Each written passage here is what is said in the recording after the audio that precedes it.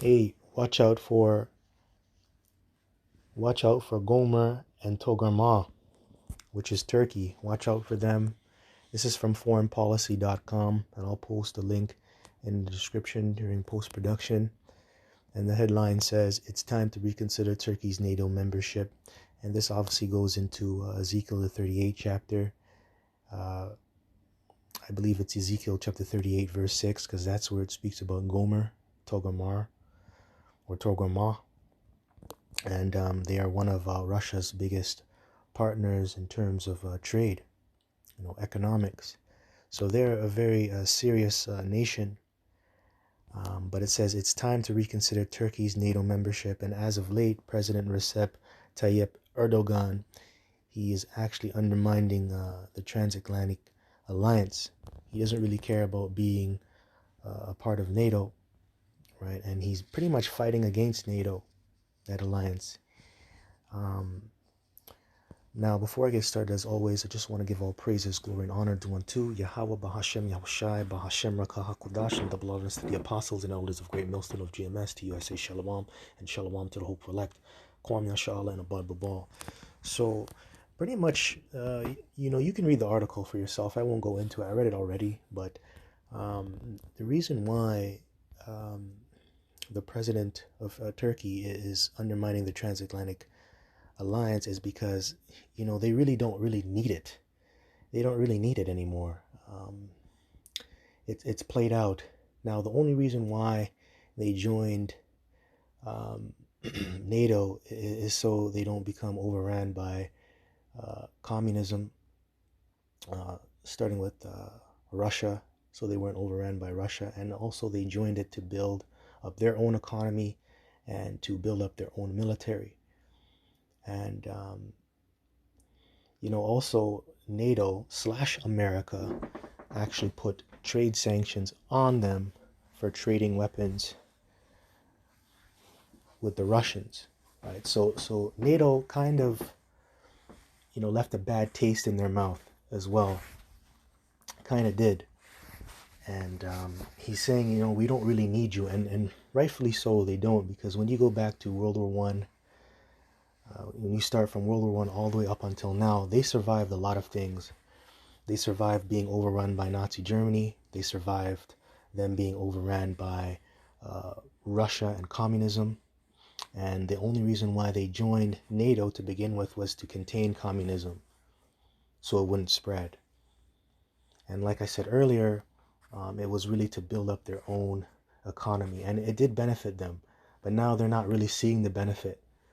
Especially the leader here, he doesn't see the benefit, right? Especially when how America is acting. Because pretty much, let's put it this way, man. America is pretty much in charge of NATO. Let's just say that, right? Americanization. America has a heavy influence over the world. So they're like, we don't really need NATO. We survived all these things. We're a strong nation. We go back to the Ottoman Turks. We're rulers, right? So we don't need y'all, F y'all. And that's basically what this man is saying. Okay, now this goes into Ezekiel chapter 38, verse 6. Matter of fact, I'll pull it up. So I'm going to start at Ezekiel 38 and start at 2. It says, Son of man, set thy face against Gog, the land of Magog, the chief prince of Meshach and Tubal, and prophesy against him. The Lord's against Russia. He's against you Edomites over there in Russia, which that's Gog and Magog. That's who it's talking about. And say, thus saith the Lord power, behold, I'm against thee, O Gog, the chief prince of Meshach and Tubal, and I will turn thee back and put hooks into thy jaws, and I will bring thee forth in all thine army, horses and horsemen, all of them clothed with all sorts of armor, even a great company with bucklers and shields, all of them handling swords. Yeah, and Russia was known as the USSR before 1991, before they fell and they collapsed, right? And, when you guys were the USSR before 1991, you were very powerful. You had a heavy influence. And these other nations, they were scared of you, man. which these nations, they're still scared of Russia, but they weren't as scared as they were back then. And remember, you had a lot more power. You owned and controlled a lot of these other states, like the Baltic states, Estonia, I think it was Lithuania. Then there's other states, I can't remember them, but off the top of my head. But you owned a lot of those states, and now uh, after 1991, when you fell, you lost those states and you kind of got broken up and you lost power, right? But the Lord, He's gonna put you back in that old spirit, and that's why you're seeing Russia starting with Vladimir Putin come out with the BRICS, and now they're pushing away from the American dollar, and they're gonna set up their own organization, which is the BRICS. And I believe Turkey is a member of the BRICS and these other nations too, right? And I believe Ezekiel 38 goes into that. All these nations that you see spoken of in Ezekiel 38, they're a part of the BRICS, and they're allies with Russia. So that goes into Ethiopia, Libya, Iran, the Persians, which is really you Persians, and also Gomer, which is you Turks, right? So so you're a part of that that BRICS membership, that BRICS organization.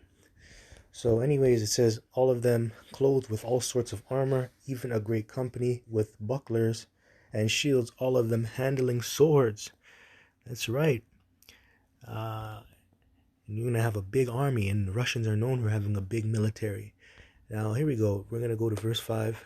Persia, Ethiopia, and Libya, with them, all of them, with shield and helmet. So this is going into the alliance. Verse 6. Gomer and all his bands, the house of Togarmah of the north quarters, and all his bands, and many people with these. So there you go, Gomer, the house of Togarmah. That's going into Turkey. And we're reading about Turkey. So that's not good if they don't want to be a part of NATO, because if they're not a part of NATO, then you know who they're going to side with by default. And that's prophecy, right? They're going to side with Russia. So this is very serious. Very serious. You got to watch out. You see this guy, he's not having a good time, man. He's like, yo, fuck y'all. And that goes back to the Lord working on the minds of the rulers, the kings. I believe that goes into, what is it? Proverbs 21 and 1, I believe. I believe it goes into Proverbs 21 and 1. Matter of fact, maybe I should get that. Let me read on and I'll get it. Be thou prepared, and prepare for thyself, thou and all thy company that are assembled unto thee, and be thou a guard unto them. That's right. Yeah, man. Gonna stir up them troops. Gonna stir up them troops. The company is the military presence, man. And these nations, they're all going to assemble all together, and they're gonna fight America and Israel. So anyways, let me get Proverbs chapter 21. Proverbs chapter 21 verse 1. It says, the king's heart is in the hand of Yahweh as the rivers of water. He turneth it whithersoever he will. Every way of a man is right in his own eyes, but Yahweh pondereth their hearts, or the hearts. Yeah, man. So hey, the Lord is working on the minds of the kings of the earth, these different rulers, and you're seeing that He's working on his mind to go against NATO, to go against Israel, to go against America. Right? You're not a happy guy. You're not a happy guy, and they don't like the West. Remember, they only joined the West to keep communism from overtaking their country, and also it was just set up for them to build up their economy and to build up their military. But at the end of the day, man, they don't really like NATO. But anyways, it's really the Spirit of the Lord that's jumping on this man to go against NATO. Excuse me. All right. So anyways, let's move on. Let's get Proverbs chapter 16, verse 1, and it says, the preparations of the heart in man and the answer of the tongue is from Yahweh. All the ways of a man are clean in his own eyes, but Yahweh weigheth the spirits. You see that? Hey, so the Lord is setting everything up. He's putting it in their heart to go up against each other. He's putting it in their hearts to make all these alliances. Right? Ethiopia, Libya, Gomer, Iran, they all want to join the BRICS. And they want to extinguish American hegemony. They want to extinguish it. And they want to make sure that the US dollar is not the world's currency anymore. That's what they're trying to do. They're trying to do their own thing, which they're starting to do it, man. And I made videos about that, about the BRICS, about what they want to do. They want to all move away from the American dollar. All right, so let's get Job 33. This is Job 33, verse 15. And it says, in a dream, in a vision of the night, when deep sleep falleth upon men, in slumberings upon the bed, then he openeth the ears of men and sealeth their instruction. That's right. So when they go to sleep, the Lord is making them angels and them spirits put thoughts into their minds, man. And that's how men are programmed. You know, the reason why you get up and you go about your day to day is because you were programmed to do that. Right? Sometimes you might have plans for the next day, but when you go to bed, it's all different. The Lord makes it play out another way.